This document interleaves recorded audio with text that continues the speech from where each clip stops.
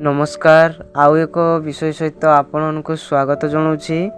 आज आम मकर राशि 2026 केमिति रहिबो से विषय जानिबा।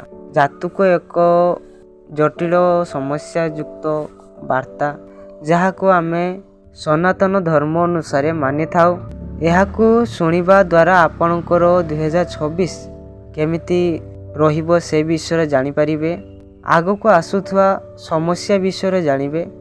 कौन आपणकर समस्या रोची जहाँ सत्य अटे ताहा सत्य। तेणु आपण माने निश्चित भाव भिडियोटी को शेष जाए देखंतु, जहाद्वारा आपणकर 2026 रे हेबाको थिबा घटना विषय जानि परिबे। एवं चैनल को नुआ करी आस्थिले सब्सक्राइब प्लीज करंतु। वर्ष 2026 मकर राशि पई सुख एवं समृद्धिर परिपूर्ण हेबो। एही वर्ष आपण अनेक बड़ निष्पत्ति नेबे जहा फल सफल हेबे मध्य। एही वर्ष बृहस्पतिर गमनागमन आपणଙ୍କୁ सुख एवं धन जोगाइब। वर्षर मध्य भागरे केतेक समस्या उपजिब जेउथिपाई आपण मानसिक समस्या अनुभव करिवे। एते सहित शनिक गमनागमन अर्थ संबंधरे लाभदायक हेबो। समाजर प्रतिष्ठा वृद्धि पाइब। एक दीर्घ यात्रा करिवार संभावना रही आपणकर। स्वास्थ्य क्षेत्र में 2026 वर्ष आपणकर भल हेबो, तथापि किसी समस्या हेबो। स्वास्थ्य संबंधी समस्या चलित वर्ष परिवार रे देखा जिवो। व्यायाम करंतु, यह आपणक पई लाभदायक हेबो। स्वास्थ्य दृष्टि एही वर्ष भल हेबो। आपणकर खाइबा अभ्यास को नियंत्रण करंतु। आर्थिक दृष्टिकोण 2026 वर्ष आपणक पई भल हेबाको मध्य जाउछि। व्यवसाय रे परिवर्तन हेबार संभावना अछि। आपण एक नूतन व्यवसाय आरंभ करि परिबे। जमी संबंधी कार्य लाभ मिलिबो।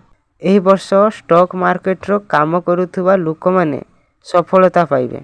चाकरी करुथुवा व्यक्ति एही वर्ष भल रहिबो। आपण नूतन कार्य आरंभ करि पारंती। कैरियर दृष्टिकोण 2026 स्वतंत्र हेबो आपणकर।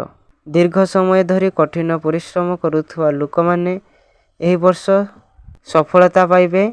एक उच्च पदवी पाइबे। आसुथुवा परीक्षा रे आपणकर होची सफलता रहिबो, किंतु आपनको कष्ट करिबाको पड़िबो। कठिन परिश्रम करुथुवा लोक माने एही वर्ष सफलता पाइबे। एक उच्च पदवी पाइबे। या परे प्रेम क्षेत्र रे 2026 वर्ष जीवन रे थिबा लोकंक पई भल हेबाको जाउछि। एही वर्ष आपणक साथींक सहित किछि जुक्ति सत्य तुमर संपर्क मधुर रहिबो।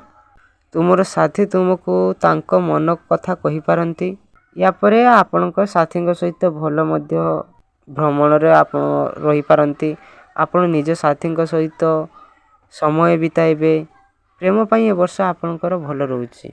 एहा सहित मकर राशि व्यक्ति माने निश्चित गोटे प्रतिकार छुट्टियाटे करंतु। भगवान शिव को प्रार्थना करिबा समय रे आपण प्रतिदिन रुद्राष्टकम पाठ करंतु।